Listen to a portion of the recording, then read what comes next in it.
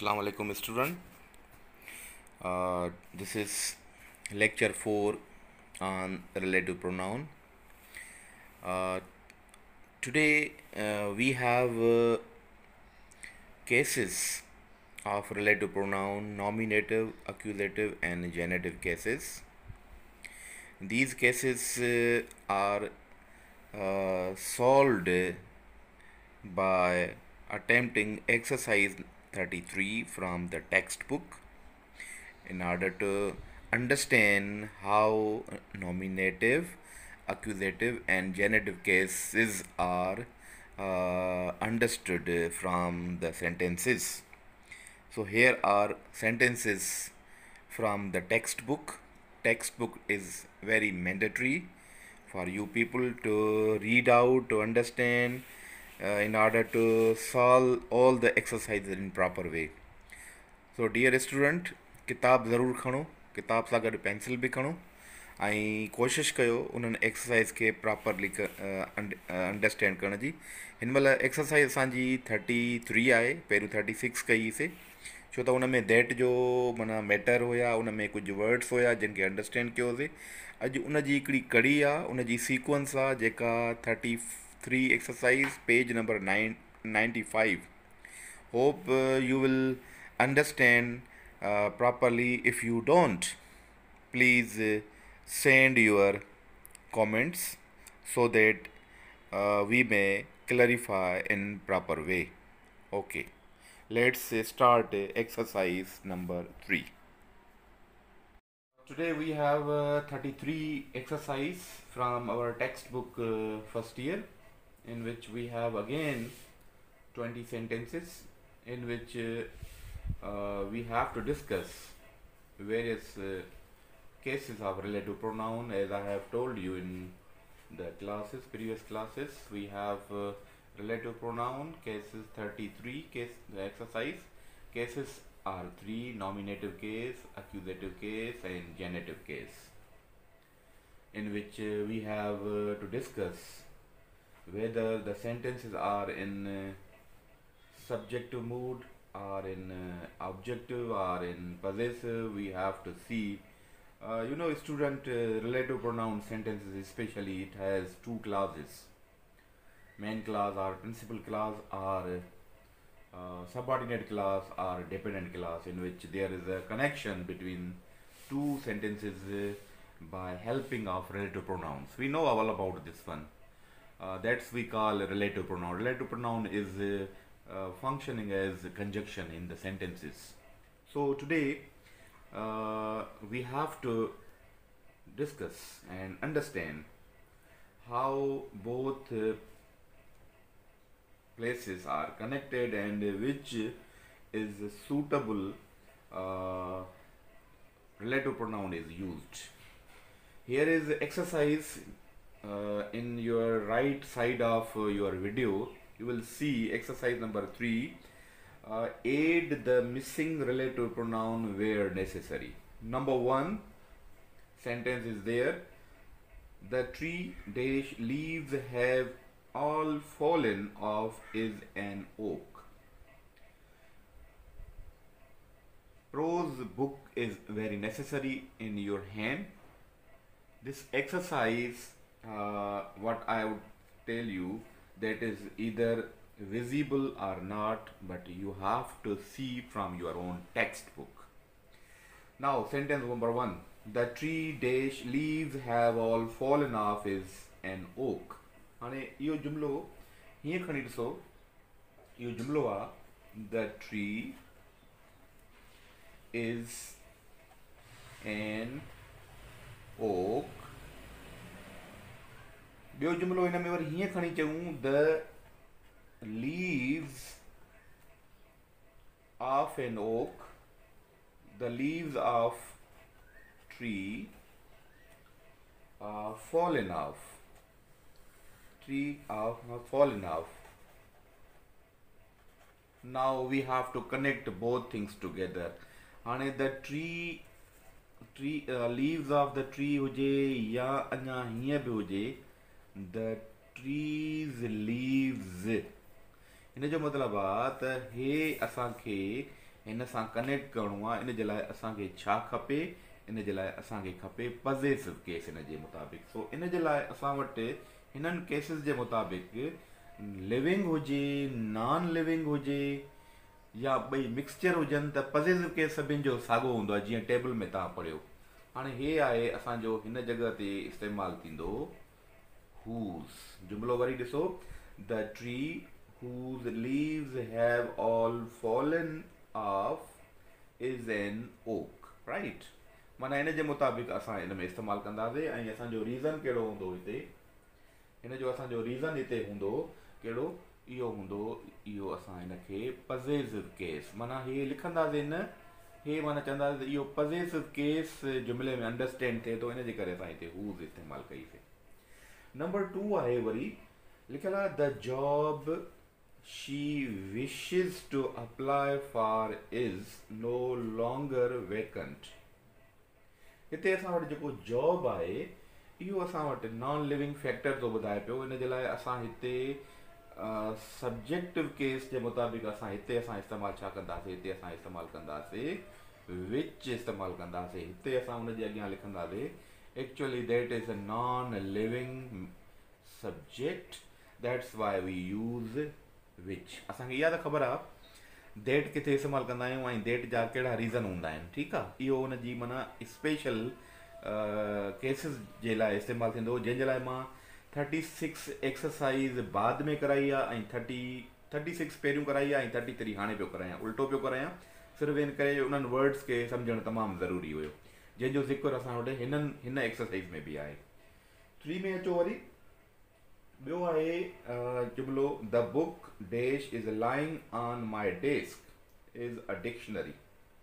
हाणे इहो बि ईअं आहे, द बुक इज़ हीअं खणी चइजे, the book is a dictionary, is a dictionary. वरी इन जो वरी ॿियो जुमिलो फुल स्टॉप करे ईअं कढूं, जेको छा चइजे, हीअं कढूं द बुक इज़ लाइंग, हीअं कजे it is lying, it is lying on my desk, on my desk. हाणे इन जे लाइ हिते असां इट खे माना असां रिलेटिव प्रोनाउन में इस्तेमालु कंदासीं त असां वरी छा इस्तेमालु कंदासीं, हिते बि असां विच जो इस्तेमालु कंदासीं, नॉन लिविंग आहे, ठीकु आहे। ईअं कनेक्ट करिणो आहे। हिन खां पोइ हिकिड़ी एक्सरसाइज़ असांजी आहे जेका 34 आहे, उन में इहो ई आहे जेको मां तव्हांखे हिते ॿुधायां पियो त ॿिन्ही जुमिलनि खे पाण में मिलाइबो कीअं आहे। हाणे हिते खे चवंदासीं त हीअ बि असांजो नॉन लिविंग में इस्तेमालु थिए थो पियो। उन खां पोइ नंबर 4 आहे, वरी लिखियल आहे नंबर 4 में the girl is wearing a cotton frock in is my sister. The girl is my sister साॻे तरीक़े सां, पर गर्ल पैदा लिविंग आहे, सब्जेक्टिव केस में आहे, इन जे करे असां हिते हू त इस्तेमालु कंदासीं, त हिते लिखंदासीं लिविंग या लिखंदासीं इहो पर्सन जे लाइ इस्तेमालु थियल आहे। नंबर 5 लिखियल आहे, नंबर 5 ते ॾिसो लिखियल आहे did you see the car dash had overturn by the side of the road. यादि अचे थो कुझु, हिकिड़ो लेक्चर जंहिंमें असां डेट जा 4 फैक्टर्स ऐं विच जा 3 फैक्टर्स ॻाल्हायासीं। उन में हिकिड़ो जुमिलो हुयो त जेकॾहिं इंट्रोगेटिव सेंटेंस जे दौरान अची वञे त उन्हनि में असां छा इस्तेमालु कंदासीं, उन्हनि में असां दैट इस्तेमालु कंदासीं। छा लिखंदासीं त हिते इंटेरोगेटिव इस्तेमालु थियल आहे, सवाली थियल आहे, सवाली जे दौरान हिते अची वञे, कनेक्टर अची वञे वर्ड सेंटेंस में, त उते असां कीअं did you see the car, sorry 5 number आहे the girl is the girl, इहो त असां कयोसीं 5 number, a government dash makes such a bad law can't last very long, ठीकु आहे। उन खां पोइ नंबर 6 नंबर जुमिलो आहे did you see the car had overturn by the side of the road. उन में असांजो 6 नंबर में छा पवंदो, 6 नंबर में असां दैट इस्तेमालु कंदासीं। दैट जो मतिलबु आहे हिते असांजो इंट्रोगेटिव सेंटेंस आहे, इंट्रोगेटिव सेंटेंस। 5 नंबर खे इहो जुमिलो जेको हुयो गवर्नमेंट डैश मेक्स सच bed loss can't last in में भी इहो डिफाइनिंग क्लाज़ आहे, इन जे करे असां हिन में असां इस्तेमालु छा कंदासीं, इनखे चवंदासीं इहो डिफाइनिंग क्लाज़ आहे। इन में बि देट जो इस्तेमालु आहे, हे देट आहे, हिते बि देट आहे। नंबर 7 ते अचो वरी। नंबर 7 जो जेको जुमिलो आहे उहो आहे the clothes dash she is wearing are very ragged and torn. The clothes कपिड़ा जेके हूअ पाए रही आहे, are very ragged and torn जेके माना फाटल बि आहिनि ऐं ख़राब बि आहिनि हालत में। ठीकु आहे, हाणे क्लोथिस पहिला इन जे करे असां 7th में बि छा इस्तेमालु कंदासीं, नॉन लिविंग शइ आहे या विच इस्तेमालु कंदासीं, ऐं हेॾे लिखंदासीं असां छा, नॉन लिविंग थिंग, जंहिंजो असां वटि हीअं शॉर्ट फॉर्म बि इस्तेमालु थींदो आहे NLT। नंबर 8 वारो जुमिलो आहे U must not refuse the offer. Number 7 आहे U must not refuse the offer dash they have made U. हाणे इन में बि असां जे लाइ लफ़्ज़ आहे कहिड़ो, हिते बि नॉन लिविंग आहे, हिते बि असां विच इस्तेमालु कंदासीं, नॉन लिविंग। ठीकु आहे। नंबर 9 ते वरी अचो, जुमिलो आहे the family dash name I can't remember is Italian. Number 9 the family name I can't remember, हाणे ठीकु आहे न, द फैमिली इज़ इटालियन, माना उनजो नालो मूंखे ख़बर न आहे, उनजो नालो माना इन जो मतिलबु आहे त हिते असांखे छा थो सम्झ में अचे त उन फैमिली जो नालो माना पॉज़ेसिव केस आहे फैमिली जो, ऐं पॉज़ेसिव में असांखे परेशानी कान्हे का त इहो लिविंग आहे या नॉन लिविंग आहे, फैमिली आहे पर आहे छा पॉज़ेसिव केस जे हिसाब सां इस्तेमालु थियल आहे। इन जे करे असां इन जुमिले में पॉज़ेसिव हेॾे लिखंदासीं त इहो केस पॉज़ेसिव आहे, इन जे करे असां हूज़ था ॻाल्हायूं पिया। Number 10 the man dash lives next door is a bank manager. The man lives next door is a bank manager, इहो जुमिलो असांजे एंट्री टेस्ट में पायल आहे।